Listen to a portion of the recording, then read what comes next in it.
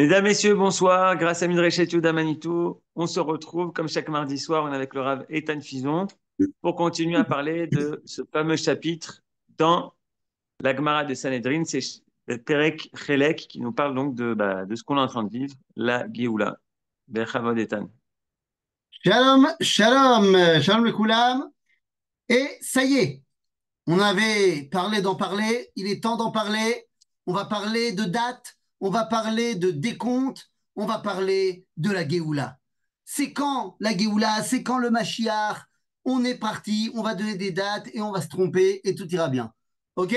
Alors on y va, on reprend notre étude du Père Krelek. Effectivement, on est à la toute fin de la page Tzadik Zain, et c'est là-bas que ça commence. On nous dit Amar Rav Katina, Shet Alfe Shene Ave Alma. Le monde doit avoir 6000 ans. Le monde a été créé pour 6000 ans.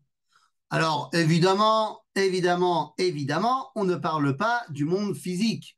On ne parle pas de la planète Terre qui aurait 6000 ans. Évidemment que le monde physique, il a 13,7 milliards d'années. Donc, ce n'est pas la question. Mais la question est de savoir dans quelle misguérette, dans quel cadre, eh bien, le dévoilement de Dieu va avoir lieu dans ce monde. Eh bien, c'est une misguérette, un cadre de 6000 ans. Et là, eh bien, les amis, il va falloir qu'on y aille un petit peu plus en détail. Comment ça se fait qu'il y a 6000 ans? Eh bien, comme vous le savez, ces 6000 ans ont été divisés. Tana de Eliyahu, on nous a rapporté au nom de Eliyahu Hanavi, Sheshet Alfe Shana Ave Alma, donc le monde a été créé pour 6000 ans, Shne Alafim Tohu, Shne Alafim Torah, ou Shne Alafim Yemot Hamashiach. ובעוונותינו שרבו יצאו מהם מה שיצאו. Ça veut dire quoi? Le monde est censé se diviser, se subdiviser en trois catégories. 2000 ans de Tohu, 2000 ans de Torah et 2000 ans de Yemot HaMashiach. Alors, les amis, j'espère que vous avez tous votre cahier et votre crayon parce que ça va calculer sec. Les amis, 6000 ans correspondent aux 6 jours de la création. Non, je ne suis pas en train de dire que les 6 jours de la création sont véritablement 6000 ans. C'est pas ça que je dis. Je dis que les 6 jours de la création, dans lesquels Akadosh Baruch Hu a mis en place le monde, tel qu'il nous le présente dans Bereshit, eh bien, ces 6 jours-là se retrouvent dans les 6000 ans du cadre du monde. D'accord? Et donc, à ce moment-là, eh bien, allons-y gaiement. Le premier millénaire va de l'an 0 à l'an 1000. Ensuite, de l'an 1000 à l'an 2000, l'an 2000, l'an 3000, l'an 3000, l'an 4000, l'an 5000, l'an 6000. Et voilà. On va peut-être avoir un peu de mal à faire une gymnastique intellectuelle au niveau des dates, donc je vous les ai préparées. L'an 0 correspond à notre calendrier chrétien à l'an moins 3760. Genre, Adam Arishon, c'était en moins 3760. D'accord? Ensuite, l'an 1000 correspond donc à moins 2760. L'an 2000 correspond à moins 1760. L'an 3000 à l'an moins 760. L'an 4000 en l'an 240. L'an 5000 en 1240. Et l'an 6000 en 2240. Sachez qu'en 2240, c'est sûr, on passe à autre chose. On passe à autre chose, Beth Amikdash, la folie. Évidemment, on peut faire ça avant, mais ça, c'est la deadline. Quoi qu'il en soit, on a donc nos 6000 ans qui correspondent aux 6 jours de la création. Bien, les amis, vous ne vous rendez pas compte à quel point c'est vrai. Le premier millénaire, s'il correspond au premier jour de la création, qu'est-ce qui a été créé le premier jour de la création? Eh bien, le premier jour de la création a été créé la lumière. Et Akadosh Baruch Hu a fait la différence entre Achosher Karalaela et Aor Karayom. Donc on a la lumière et l'obscurité. Qu'est-ce qui a été mis en place pendant les 1000 premières années? deux dynasties, une qui va amener la lumière dans le monde et l'autre qui va amener l'obscurité dans le monde. La dynastie de Shet qui va amener Noach et la dynastie de Caïn qui va amener le premier meurtre. Un qui va allumer la lumière du monde par la culture mondiale de l'homme et un qui va éteindre la lumière du monde en étant le premier assassin. Donc on a vraiment pendant ces 1000 ans le développement de Rocher Veor. Ensuite, le deuxième jour, qu'est-ce qui a été créé? Rakia, la séparation entre les eaux d'en haut et les eaux d'en bas.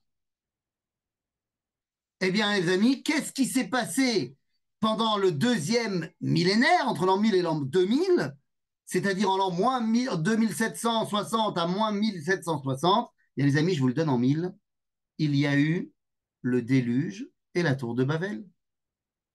Le déluge qui correspond aux eaux d'en haut et aux eaux d'en bas, et la tour de Babel qui a essayé de faire la séparation pour qu'en haut et en bas, ça ne se rattache pas.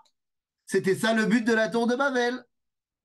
Donc on a eu deux événements qui ont fait, un, montrer la séparation entre les eaux d'en haut et les eaux d'en bas, le déluge, et un pour bien montrer que l'un ne va pas toucher l'autre, la tour de Babel.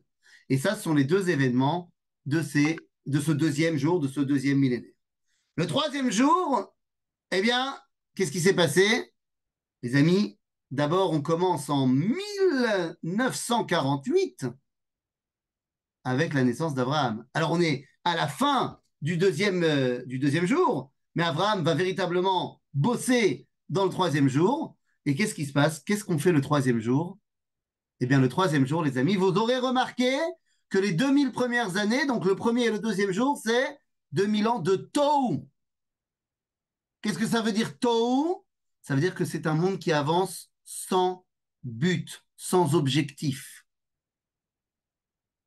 Et puis arrive Abraham, et il ouvre les 2000 prochaines années qui sont les 2000 ans de Torah. Il a fait, donc qu'est-ce qui se passe le troisième jour? Le troisième jour est créé les arbres. Comme de par hasard, me direz-vous, car dans le troisième millénaire arrive l'année 2448. Qu'est-ce qui se passe en 2448? Mahamad Arsinaï, et on reçoit la Torah. On reçoit la Torah, les amis. Attendez, je ferme la porte.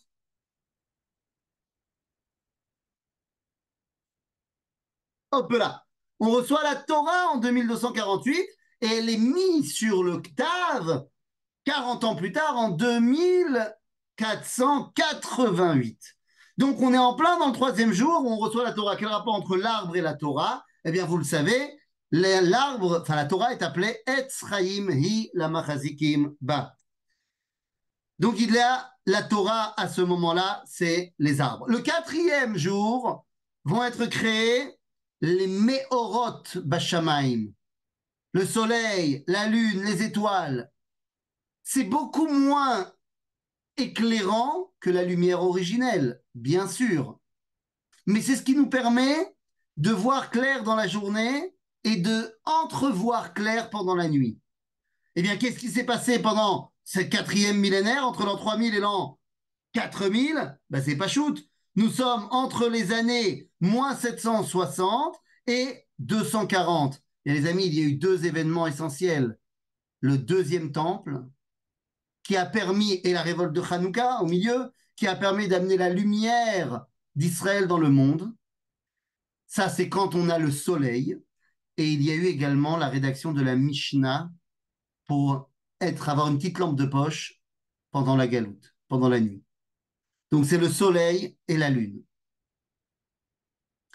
Et puis après, nous arrivons au cinquième millénaire, entre l'an 4000 et l'an 5000.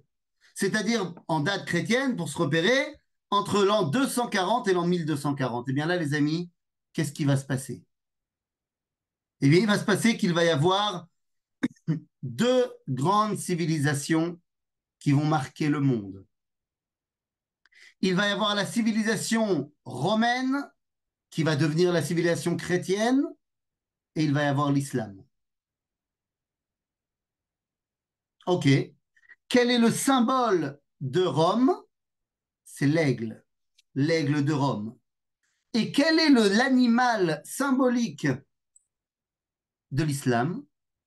Chose que nos amis séfarades ont bien compris et ont pris avec eux. Hein, c'est quoi l'animal de l'islam? Non, c'est pas le halouf. C'est pas le halouf.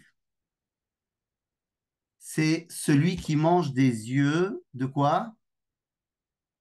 De poisson. Eh oui. Combien on connaît l'œil de poisson chez les Sfaradim? Combien on connaît le dag, briac-a-dag? Eh bien, dans l'islam également, l'abondance et la pérennité de l'islam, c'est pour celui qui mange des œufs de poisson, des yeux de poisson.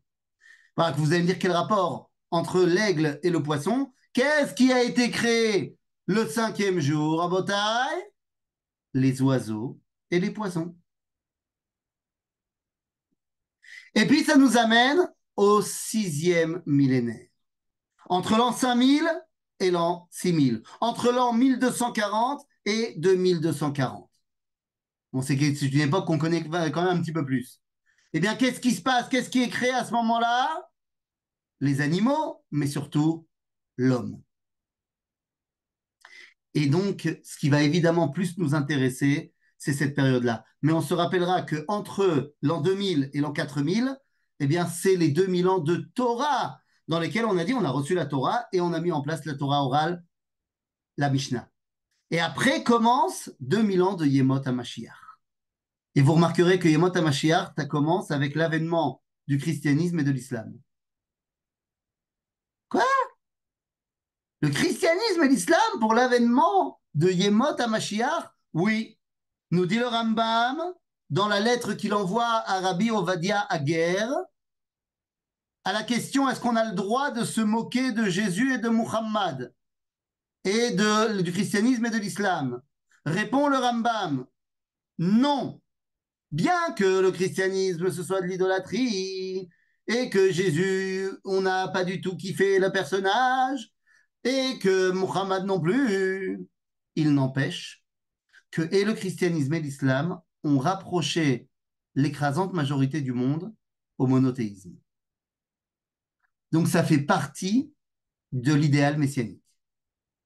Et puis évidemment, après, il doit arriver un autre événement messianique, à savoir bien, la Géoula du peuple juif.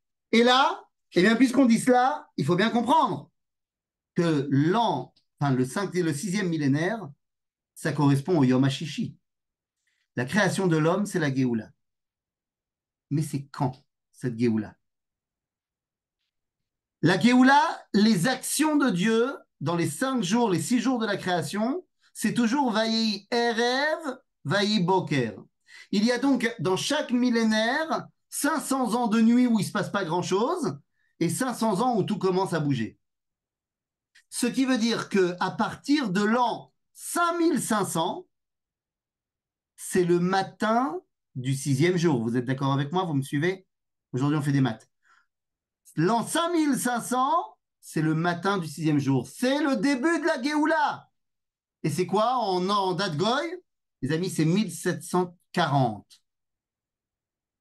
Qu'est-ce qui se passe à ce moment-là? Mais je vais vous dire ce qui se passe à ce moment-là.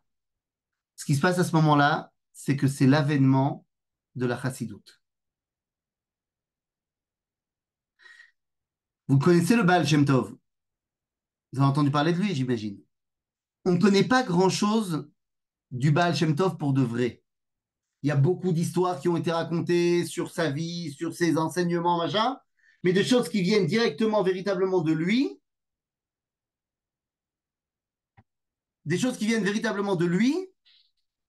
on n'a pas grand-chose.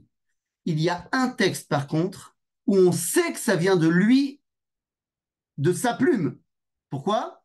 Parce que c'est un texte qui est signé de sa plume, de sa main, à son nom. C'est une lettre qu'il envoie à son frère. Son frère qui habite en Eretz Israël, il lui envoie une lettre dans laquelle il lui raconte qu'il ne peut pas lui raconter son rêve. Parce que dans son rêve, le Mashiach, il l'a emmené Began Eden à Elion, mais il ne peut pas lui raconter ce qu'il a vu là-bas. Par contre, après, il a été faire un petit tour Began Eden à Tarton, dans le Gan Eden d'en bas. Et là, il peut lui raconter ce qui s'est passé. Et là-bas, il raconte que le Mashiach lui a parlé, il lui a demandé, mais tu viens quand? Et il a répondu, Er sheyafutsu mayonotecha achutza. Lorsque ta Torah sera dévoilée à l'extérieur. Eh bien, il semblerait que Torah Chassidut est le point de départ de la Géoula. Et vous savez très bien ce qui s'est passé ensuite. Le Baal Shem Tov va envoyer ses élèves en Israël. Sur son impulsion, le Gaon de Vilna va aussi envoyer ses élèves en Israël. Et ces gens qui vont revenir en Israël vont commencer à créer des villages. Et la résurrection de la vie en Israël va se mettre en place petit à petit. Ce qui va petit à petit, amener aux Juifs qui reviennent, vont amener Abraham à écrire sa BD sur Herzl, et petit à petit, eh bien, ça va amener à l'État d'Israël, à la Géoula. Et donc, tout commence à partir de ce moment-là. Très bien, très bien. Mais moi, j'aimerais bien savoir exactement quand est-ce que ça arrive, la Géoula. Tu me dis en 5700, ça commence. Bon, d'accord, mais c'est les prémices. Moi, je veux savoir quand est-ce que ça vient pour de vrai. Ah, ben si tu veux savoir quand est-ce que ça vient pour de vrai, eh bien, le Gaon de Vilna a écrit un commentaire de la partie du Zohar qui s'appelle Sifra Ditzniuta.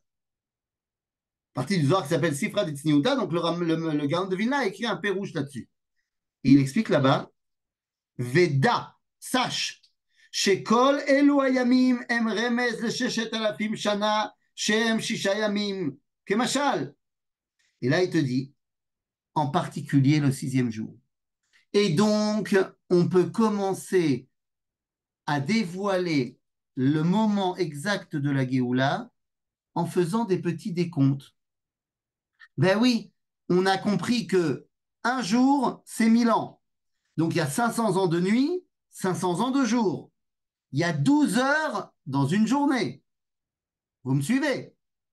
Donc, c'est combien une heure en termes géouliques? Eh bien, en termes géouliques, une heure, c'est 41 ans et 8 mois. Nous dit le Gaon de Vilna, bah donc fais ton calcul. Je sais, d'après l'enseignement du Zohar, que la création de Adam Arishon, ça a été fait en plusieurs temps. C'est quoi ces différents temps? Eh bien, regardez ce que nous dit le Talmud. Sha'a Rishona Utzbar Afaro. La première heure, Dieu a rassemblé la poussière pour créer Adam.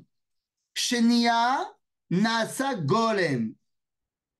C'est-à-dire que la deuxième heure, Dieu, il a commencé à mettre en forme le tas de poussière.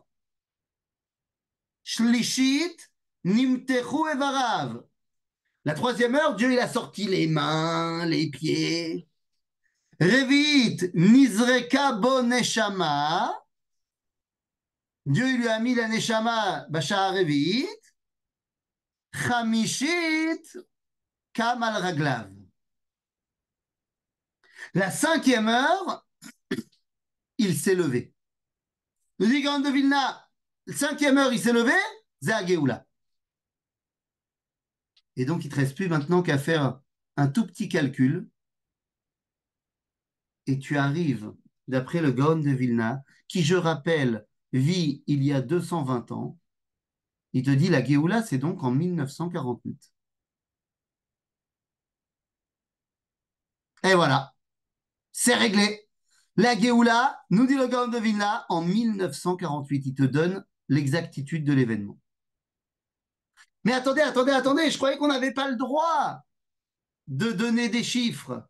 Nachon, on n'a pas le droit de donner des chiffres. Ou becholzot. Quand on continue les épisodes, eh bien, on nous dit que Sha'a Shishit Tardema. La sixième heure, Dieu il lui a fait faire dodo. Opa. Mais attendez 2 secondes. Si la cinquième heure, c'est 1948, et que chaque heure, c'est 41, presque 42 ans, ben, qu'est-ce qui se passe 42 ans plus tard?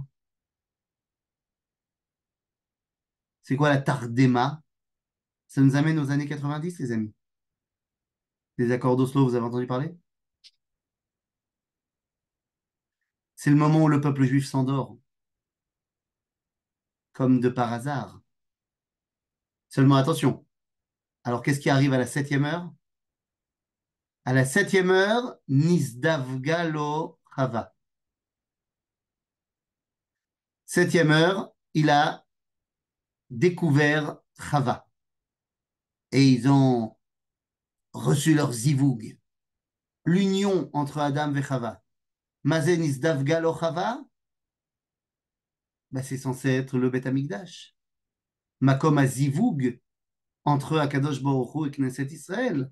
Vous savez comment s'appelle le Kodesh HaKodashim dans le livre de Melachim? Il s'appelle Cheder Amitot, la chambre du lit nuptial. Et oui, c'est le zivou entre Akadosh Baruch Hu et le peuple juif. Bon, alors c'est censé être quand? Bah, c'est pas compliqué non plus, il suffit de calculer.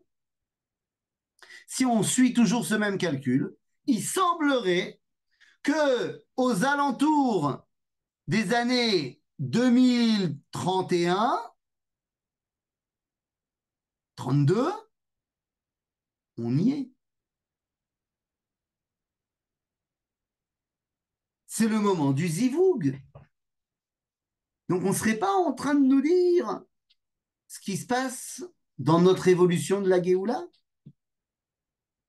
Ben si, c'est exactement de ça qu'on est en train de parler. Alors, pendant qu'il y a cette tardéma pour s'éveiller aux zivoug, eh bien, on a un problème. Alors, quel est le problème? Eh bien, on nous dit Amar le Eliyahu, le Rav Yehuda, Achua de Rav Salah Hasida, En haolam pachot mishmonim vechamisha yovlot. Le monde, il ne peut pas être moins que 85 yovel. Un yovel, c'est 50 ans. Donc, si on fait un tout petit calcul, c'est quoi le yovel? Yovel, c'est, on a dit 85 yovel, c'est ça. 85, c'est en gematria P. Comme marqué, Bidvar Hashem Shamaim Naasu, ou Beruach Piv Kol Tsevam. Kadosh Baruch Hu, il a créé tout ce monde par sa bouche, par son P. Eh bien, les amis, quand on fait le calcul de ça nous amène à combien? 85 fois 50, eh bien, ça nous amène en l'an 490. Qu'est-ce qui se passe à ce moment-là? C'est la fin du Talmud. La fin du Talmud. C'est-à-dire que nous dit Eliyahu Hanavi, tu ne peux pas amener la Géoula tant qu'on n'a pas fini de comprendre la volonté divine. Il te faut donc la Torah écrite qui a déjà été mise en place et il te faut la Torah orale, Mishnah, Vetalmud. Une fois que ta Torah écrite, Torah orale, tu peux commencer à préparer Torah Tassod, la Géoula. Bon, bah c'est parfait. Alors allons-y. Alors, nous dit la Gemara, Ubayovel Acharon, Ben David Ba, Amarle Betrilata ou Besofo, Amaravashi, Lo Meshane. Ça dépend comment tu regardes. C'est de quoi ça dépend comment tu regardes. C'est-à-dire que Ben David, il vient quand il veut en vrai. Et en fait, cette réponse-là, elle te dit, c'est pas la peine que tu commences à compter et à donner des ordres au Mashiach quand est-ce qu'il doit venir, d'après ton décompte. Toi, tu dois comprendre que tous les éléments sont en train de se mettre en place pour que ça se passe. Et une fois que ça va se passer, ça va se passer. Alors bon, alors on continue. Et à ce moment-là, on nous dit, d'accord, bah, t'es mort.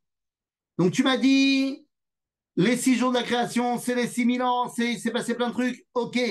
Tu me dis que la Géoula, c'était en 1948. Ok. Tu me dis, le Beth Amikdash, 2031-32. Pourquoi pas? Moi, dans un calcul que j'avais fait précédemment, j'avais dit 2025. Mais Bechol Mikre, nous dit la Gemara, Tipach Rucham Shel Mechashve Kitzim. Vous êtes Tipach Rucham Shel Mechashve Kitzim. Genre que soit se retourne le souffle de ceux qui font des calculs de date. Comment ça? Je croyais qu'on avait le droit? Non, faut pas faire des calculs. Mais le problème, c'est que tous les rabbins ont fait des calculs. Alors quoi, ils ont rien lu, ils n'ont pas compris? Ça ne veut pas dire que c'est interdit de faire des calculs, mais ça veut dire qu'il y a un risque à faire des calculs. C'est quoi le risque? C'est que si tu t'es trompé, eh ben, les gens prennent ça comme une terrible mauvaise nouvelle et disent en fait le judaïsme c'est faux et tout ça et tout ça et tout ça. Rabbeinu Saadia Gaon, lui, il avait fait un calcul et il avait dit que le Mashiach, il devait arriver en l'an 909. Bon, ben, ça n'a pas marché. Après, le Rambam, lui, il a fait un calcul également dans Guéret Théman. Et il dit le Mashiach, il va arriver en 1216. Bon, ça n'a pas marché non plus. Quoique, vous savez ce qui s'est passé en 1216? Et là, je peux t'assurer que le Rambam, il se retourne dans sa tombe. Parce qu'en 1216 a été dévoilé au public le Sefer HaZohar. Vous savez que le Sefer HaZohar, c'est Rabbi Shimon Bar Yochai. Mais il était très peu connu et très peu développé. Et il a fallu attendre Rabbi Yitzhak Dileon pour dévoiler le Zohar à tout le monde.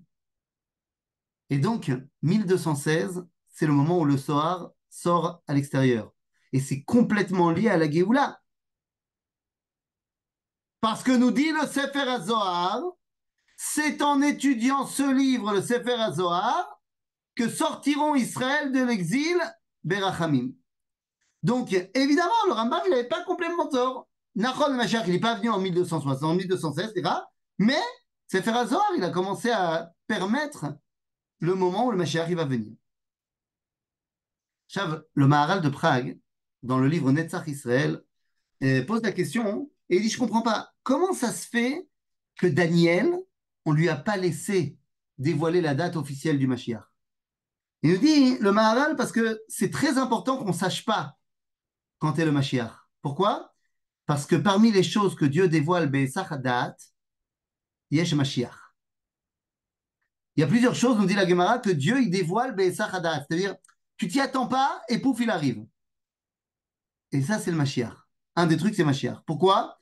Parce que si tu n'es toute la journée en train de parler du Mashiach, du Mashiach, du Mashiach, et j'attends, et j'attends, et j'attends le Mashiach, tu sais ce que tu vas pas faire? Tu vas pas le faire venir. À force d'attendre, là, tu vas rien faire, de peur que tu le rates. Seulement toi, ton boulot, c'est de faire. Donc on te dit, ne sache pas quand il vient. C'est pas important. Occupe-toi de le faire venir. C'est occupe-toi de faire avancer la Géoula. Et là, ça nous emmène dans un problème très important. Dans la période de la Géoula, il y a des gens qui ont énormément de mal à gérer la période de la Géoula. Qui sont ces gens? Eh bien, les amis, ce sont les rabbanim, les tzadikim. Les tzadikim sont perdus durant la Géoula, la période de la Géoula. Comment ça? Mais je vais vous expliquer. Regardez la Hamida, Tfilat Hamida. On va nous parler du retour de l'abondance dans le monde, avec la bracha de Baruch Ata Hashem Mevarech Hashanim. Et une fois qu'on a retrouvé l'abondance, que la terre d'Israël redonne ses fruits, on te dit Teka beshofar gadol cherutenu. Il a fait, c'est la Géoula. Baruch Ata Hashem mekabetz nitre amo Israël. Géoula. Et qu'est-ce qu'on dit juste après? Ben, une fois que la Géoula est en marche, on a envie de retrouver nos juges, nos rabbins. Ashiva shoftenu kevarishona. On veut retrouver le Sanhedrin. Sauf que juste après, bon alors après il y a Birkat minime, parce qu'une fois que tu as retrouvé la Géoula, tu as recréé un État, ben forcément, il y a des ennemis à cet État qui se lèvent. C'est fou, hein? Vous vous rappelez de 1975? Non? Bon, moi, j'étais pas là. Mais il paraît que certains d'entre vous étaient déjà là en 1975. Rappelez-vous des paroles de Herbert Pagani. 11 novembre 1975.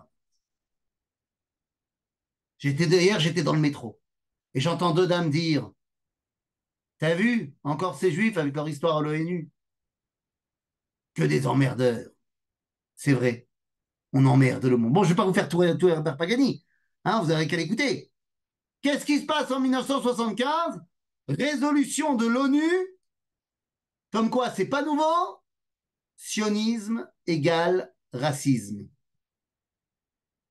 C'est pas nouveau, hein? Hein, la CPI, elle a rien inventé. Il a fallu 10 ans pour que l'ONU retire cette résolution. Donc peut-être que dans 10 ans, la CPI, elle dira que Netanyahou, il n'est pas coupable de crimes de guerre. On verra. Je sais pas. En tout cas, hein, à partir du moment où tu crées un État, eh ben, tu crées des gens qui sont contre toi. Tant que tu étais caché,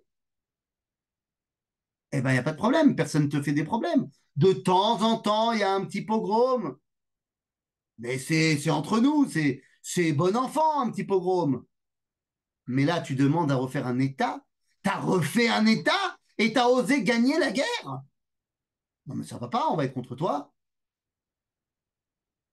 Comme vous avez pu voir euh, l'incroyable, l'incroyable édito du journal Torah Box. Non, vous n'avez pas vu?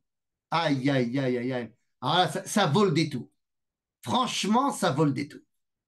Ah là, ils se sont surpassés. Extraordinaire, ils nous expliquent que pour vivre heureux en tant que juif, il faut vivre caché. Et que s'il y a eu les pogroms de Amsterdam là, au match de foot de basket, c'est un peu parce qu'on se baladait avec des drapeaux. Eh oui, un juif, faut pas qu'il montre qu'il est juif. Et l'État d'Israël non plus. Tous nos problèmes avec nos voisins arabes, c'est bien connu, c'est parce que on s'est un petit peu trop mis en avant. Si l'État d'Israël avait été un peu plus de sa noix, ça aurait été beaucoup mieux avec les Arabes, parce que c'est bien connu que les Arabes nous aiment bien seulement si on ne crée pas Waze, la clé USB, toutes les inventions israéliennes. Si on crée des choses et qu'on est au devant de la scène, on ne nous aime pas, mais si on fait rien, on nous aime bien. Tu parles. Mais en vrai de vrai, en fait, ce que cet édito, il révèle la halakha. Que Bagalout, quand tu as peur des goïms, où est-ce qu'on doit mettre la Hanoukia? Dans la maison, dans ta table du salon, que personne ne voit. Mais ça, c'est que quand tu as peur des goïms. Normalement, où est-ce qu'on la met la Hanoukia? Devant la maison, dehors, pour montrer à l'extérieur qu'ici il y a une maison juive. Certainement pas en ayant peur. Donc ici, on nous dit, il y a, dans le processus de la tfila, on nous dit, il y a l'abondance. Cette abondance, elle va permettre à plein de juifs d'avoir plein de fric, qui vont leur permettre d'acheter les terrains en Israël. Rothschild, Montefiore, tout ça. Ça va permettre à la Géoula de se mettre en place et on va créer l'État d'Israël. Après ça, on va essayer de faire revenir la justice. Bon, on s'est un peu trompé. Au lieu de créer le Sanhedrin, on a créé Bagat. Bon, c'est une erreur de parcours. Les Hashem, on va corriger tout ça. Et puis après, donc, on a des ennemis, et donc ils ont pris pour détruire nos ennemis, la minim la malchinim altéitikva. Et puis là, on est en plein milieu dans le processus de la Géoula, et on dit quoi? Ala tzadikim, vala chassidim, va zikne sherit amcha bet Israël. On fait une bracha particulière, Mishan ou Miftar la tzadikim. Une bracha pour les tzadikim. Et juste après, on recommence dans la Géoula, Bonne Yerushalayim, Bet Amigdash, Merger Ben David. Alors pourquoi est-ce qu'au milieu du processus de la Géoula, on a une bracha particulière pour les tzadikim? Et les amis, parce que les tzadikim vivent très très mal la Géoula. Et là, il faut comprendre de quoi on parle. Le tzadik, qui était le tzaddik de la galoute, son monde était très clairement défini. C'était lui le lien avec Dieu. Mais lorsque la Géoula se met en place, qui devient le lien avec Dieu? Plus le tzaddik, mais Klal Israël. Et à ce moment-là, le tzaddik, il est délaissé. Et il ne sait pas comment gérer et faire face à la Géoula. Avant, les Juifs, ils étaient tous obéissants du rabbin. Arrive la Géoula et les Juifs, ils abandonnent la Torah. Le rabbin, il ne sait plus comment gérer. Qu'est-ce que tu veux qu'il fasse? Comment est-ce qu'il peut gérer un truc comme ça? Eh bien, pour gérer, nous dit la Gemara, Yesh Yutchet Alafim Tzadikim Beidor Ageoula. Comme ça. 18 000 tzadikim. Ah, 2 secondes. La Gemara, elle te dit, non, non, t'as pas compris, il n'y en a pas 18 000. Il y en a 18. Et puis en vrai, il n'y en a pas 18, il n'y en a que deux. C'est qui les deux tzadikim? C'est Rabbi Shimon Bar Yochai et son fils. En fait, c'est pas eux dont on parle, mais c'est de ceux qui étudient la Torah de Rabbi Shimon Bar Yochai et de son fils. C'est qui les tzadikim qui arrivent à gérer la Géoula? C'est les tzadikim qui connaissent Torah Tassod. Parce que les tzadikim qui connaissent Torah Kabbalah, ils n'ont pas peur de tous ces juifs qui ont abandonné la Torah parce qu'ils savent que ce n'est que temporaire l'abandon de la Torah et que c'est pour des bonnes raisons. Ils ont abandonné la Torah parce que la Torah d'exil ne leur convient plus. Et à juste titre. Et le temps qu'ils récupèrent la Torah d'Eretz Israël, alors ils ont abandonné notre Torah. Maintenant, le tzaddik, qui est tzaddik, qui a dédié toute sa vie à la Torah, mais qui n'est pas dans cette ambiance-là de Torah Tassod, ben lui, tout ce qu'il voit, c'est que les gens, maintenant, ils font pas Shabbat.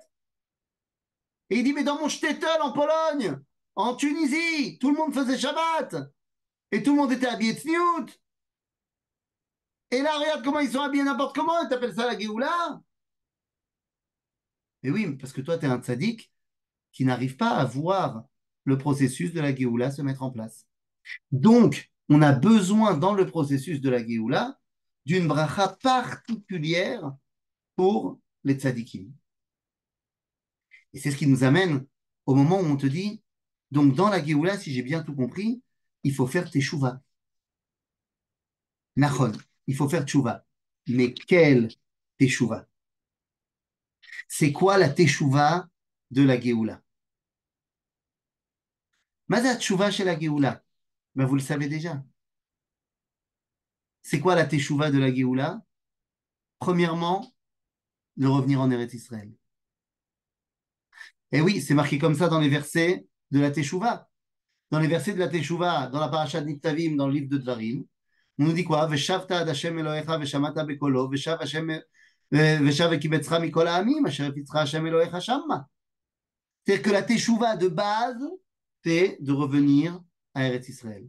Et une fois que tu reviens à Eretz Israël, ve'ata tashuv ve'asita kol mitzvotav.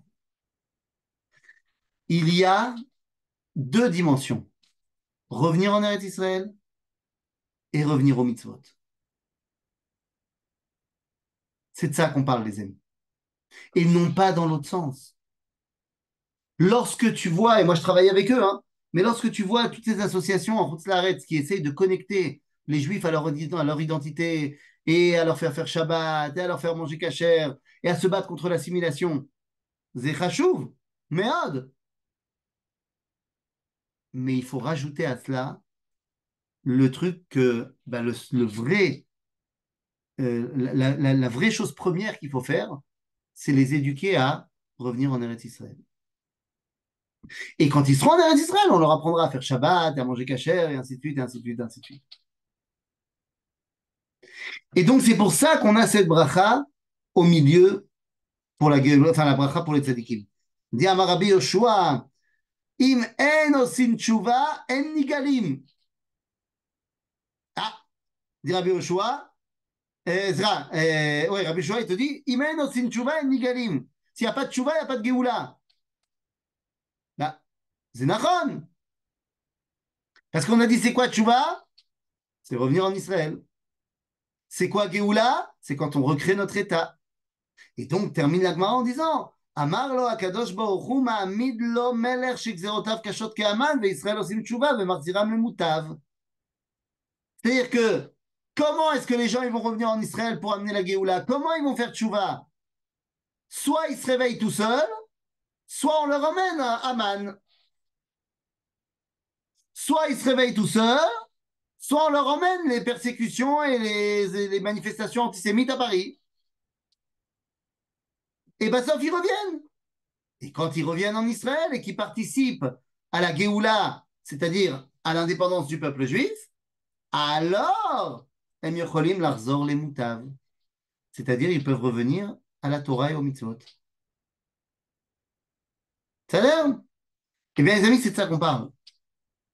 Lorsqu'on parle de Ta'alichim de la Géoula, lorsqu'on parle de date, je vous ai dit tout à l'heure la date de 2031-32 pour la construction du Beth Amikdash.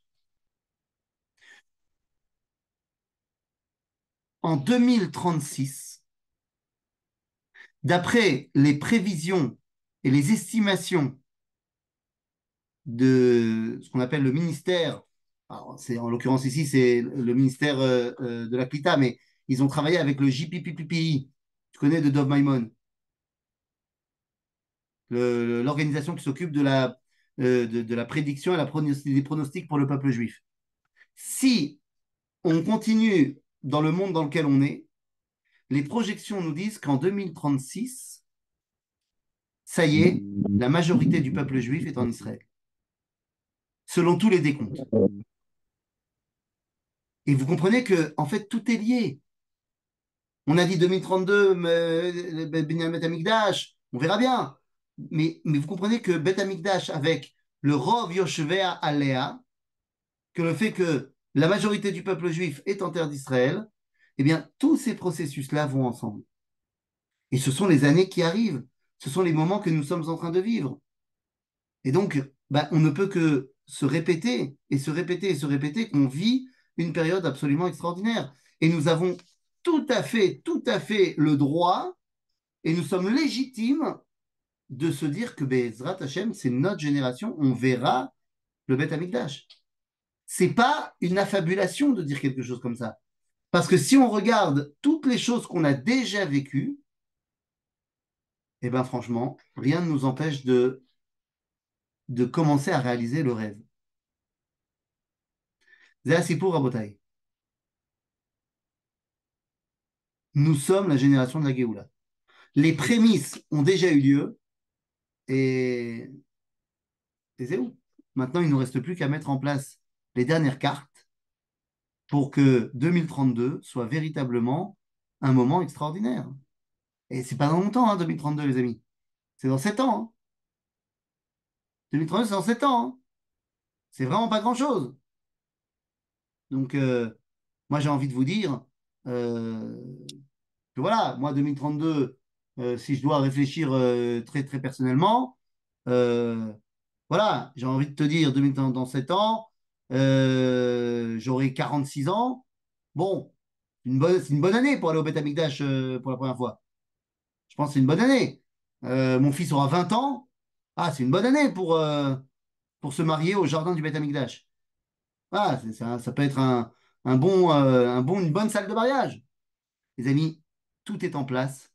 Et comme on a vu, les époques que nous avons vécues correspondent à quelque chose. Et donc, il ne nous reste plus qu'à essayer de voir les événements se réaliser tels qu'on les a étudiés. C'est pour ça que c'est très important ce qu'on fait là maintenant. Parce que si tu sais à quoi t'attendre, alors quand la chose arrive, elle n'est pas étrangère à tes yeux et tu sais comment l'appréhender. C'est vrai pour les choses négatives, mais c'est encore plus vrai pour les choses positives. Voilà, Chazak ou Balzac. S'il y a des questions, c'est maintenant.